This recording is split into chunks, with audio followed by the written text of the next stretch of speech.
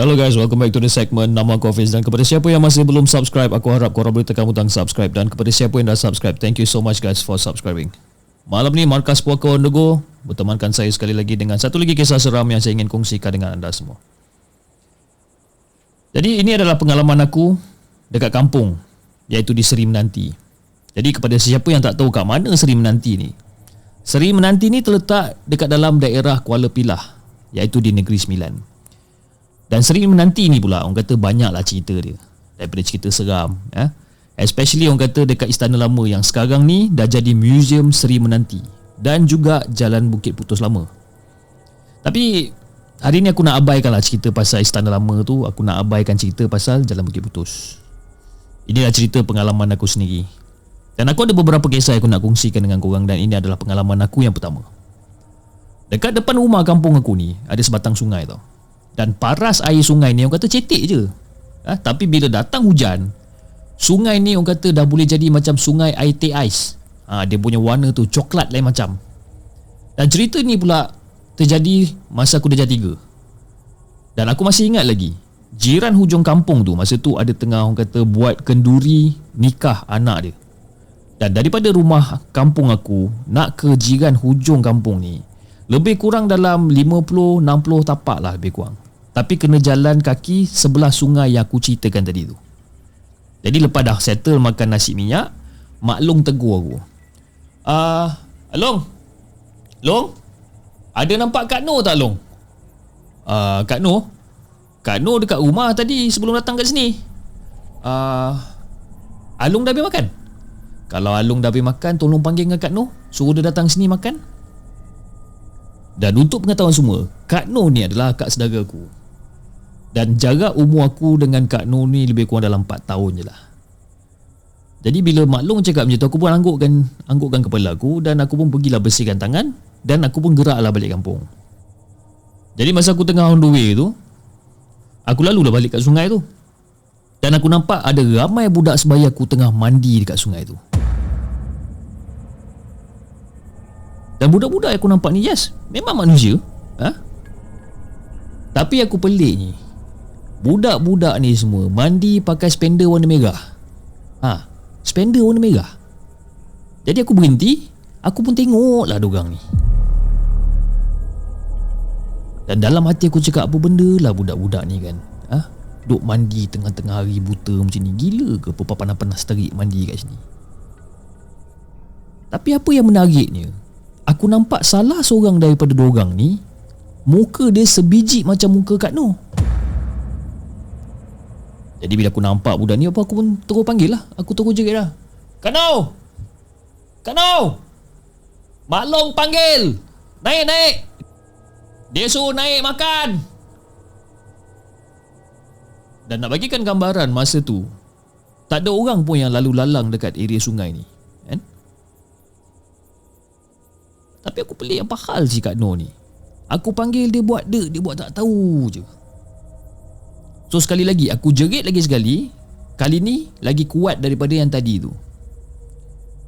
Dan lepas aku dah settle jerit tadi, tiba-tiba budak-budak yang berseluar dalam merah ni semua toleh dekat aku masa tu.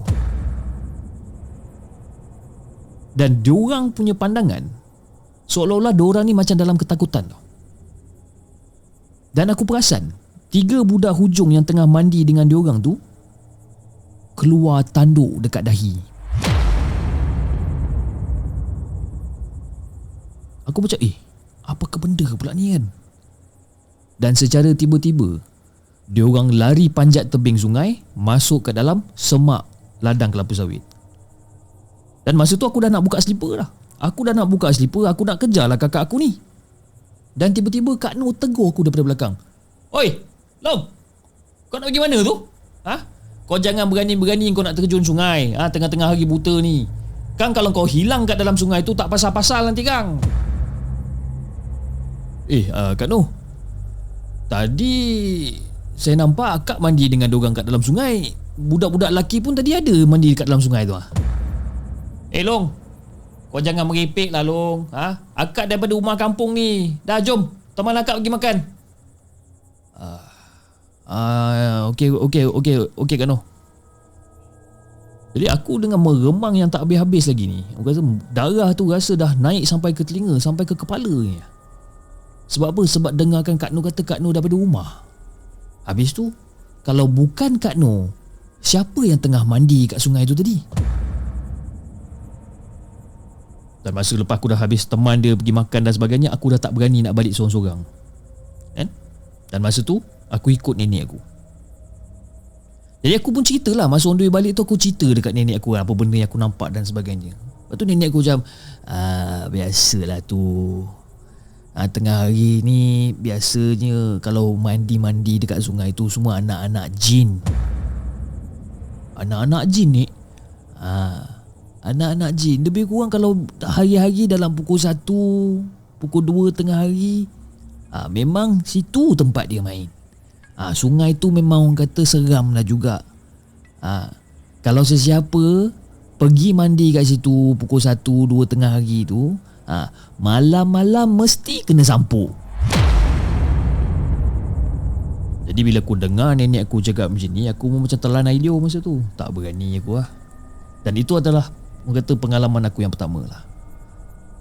Dan pengalaman aku yang kedua ni pula, kalau musim cuti sekolah panjang je, memang aku akan tidur kampung, aku akan temankan nenek aku. Dan kali ni Kak Nur pun ada sekali temankan sekali nenek aku ni. Dan adik aku ni memang tak nak tidur kat kampung. Sebab apa? Dia tak boleh jauh dengan mak dia. Dia tak boleh berpisah dengan ketiak mak dia ni. Nak bagikan gambaran, rumah ni ada 2 bilik, satu master bedroom dengan lagi satu bilik biasa, bilik medium lah. Dan malam tu ada tanda nak hujan lebat, tambah pula dengar bunyi-bunyi guruh dan sebagainya. Jadi aku pun macam okey lah, aku nak tidur dekat dalam bilik nenek aku kan. Dan Kak Nur ni pula sama, menyibuk nak tidur juga dengan nenek dia. Dia kata dia nak tidur dengan nenek aku sebab kan dia takut nak tidur sorang-sorang. Jadi nenek aku pun okeykan je lah. Nenek mana pula yang tak sayangkan cucu, betul tak? Dan nenek aku kasih pula Kak Nur dengan aku tidur atas katil. Yang nenek pula dia kata dia nak bentang toto, dia nak tidur dekat lantai je. Dah lah lantai papan. Jadi aku pun cakap lah kat nenek aku masa tu, Nek, dah Nek, naiklah Nek, tidur dengan kita orang kat atas katil ni. Tak apalah Ju, dekat atas katil tu sempit. Kamu berdua tu tidurlah sak. Lah Nek, tidur kat lantai nanti Kang sakit badan nanti Nek. Wah, sudahlah, kamu ni banyak cakap betul lah. Tidur je lah dekat atas katil tu, nenek dah bagi kamu tidur sana, tidur je lah.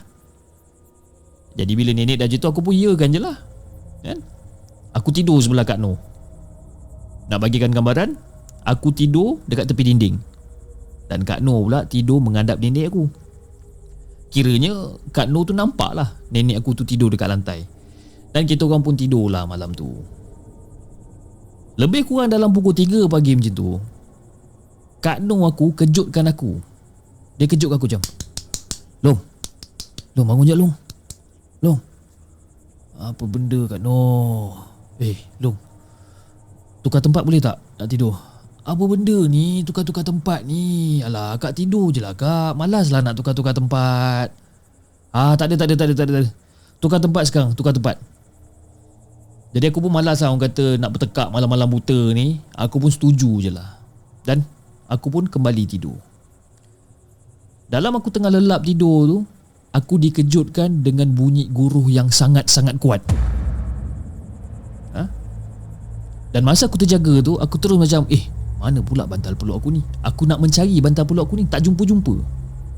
Aku tengok dekat sebelah kanan aku tak ada, sebelah kiri aku tak ada. Mana pula pergi bantal peluk aku ni? Dan aku ternampak, bantal peluk aku dah jatuh dekat bawah. Okeylah. Dalam keadaan mata aku tengah mamai-mamai ni, aku nak capai bantal peluk aku ni. Dan masa aku nak capai bantal peluk aku ni, aku ternampak ataupun aku terpandang sesuatu yang tiba-tiba membuatkan bulu roma aku tegak berdiri, guys. Apa benda yang aku nampak? Aku nampak pocong tengah baring dekat sebelah nenek aku. Macam mana aku tahu tu pocong? Bentuk dia berbungkus. Dengan kesan-kesan tanah merah dekat kain putih tu. Aku cakap, Allahu Akbar, apa benda pula ni? Aku cakap. Perlahan-lahan aku capai bantal peluk aku dan aku terus selubungkan diri aku dalam selimut. Bau dia masa tu memang busuk sangat-sangat. Dalam keadaan sama-sama gelap tu, aku tahu itu memang confirm si pocong ni. Tambah-tambahan pula orang kata dengan kilat sabung menyabung, kadang-kadang nampak lah orang kata cahaya-cahaya kilat tu masuk ke dalam kawasan bilik. Aku nampak benda tu sebelah nenek aku. Dan tak lama lepas tu aku beristighfar, aku baca segala surah yang aku tahu, dan aku pun terlelap. Jadi masa waktu subuh pagi tu, aku tanya dekat nenek aku apa benda yang berlaku semalam kan. Cakap, "Nek, semalam Nek tidur dekat lantai semalam, ada apa-apa berlaku Nek?" "Apa kamu ni? Tanya soalan macam ni kat nenek pagi-pagi subuh ni." Dan lepas pada tu Kak Nur pula menyampuk. "Long, akak dah perasan dah masa tu kan, apa benda yang kau nampak tu. Sebab tu ya akak nak tukar tempat tidur dengan kau kan." Minta maaf lah, minta maaf sangat-sangat. Akak bukannya nak kenakan kau, tapi akak takut sangat masa tu. Dalam hati aku cakap, korang hajar betul Kak Nur ni, cakap dia nak kenakan aku. Jadi bila si Kak Nur ni tengah gelak, tiba-tiba dia punya gelak tu berhenti.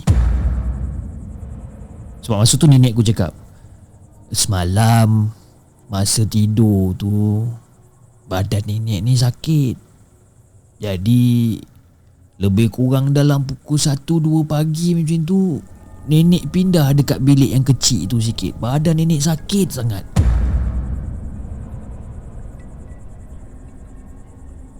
Dan sekali lagi waktu subuh tu, bila aku dengar nenek aku cerita benda ni, meremang sekali lagi. Sebab apa? Aku nampak hantu bungkus ataupun pocong tu satu. Yang sebelah pocong tu siapa pula? Dan lepas pada hari tu, aku dah nekat. Memang aku takkan balik kampung, ataupun aku jarang tidur dekat kampung lah, kecuali time raya je. Sebab apa? Raya kan ramai orang.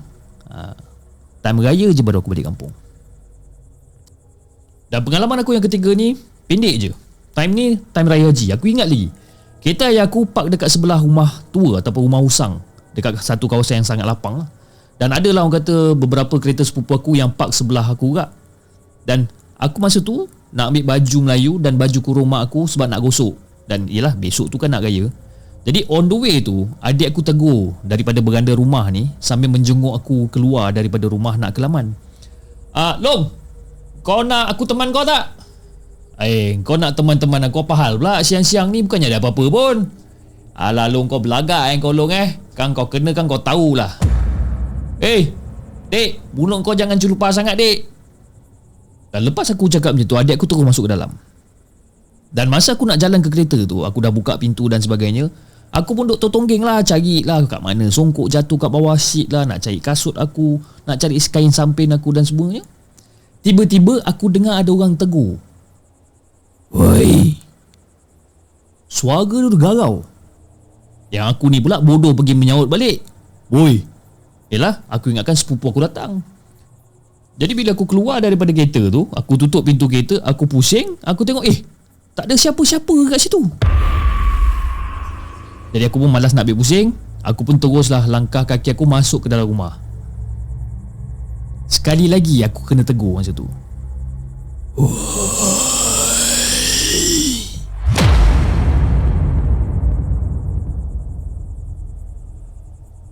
Dan kali ni bunyi suara dia tu macam panjang sikit. Dan aku terdengar pula dia ketawakan aku.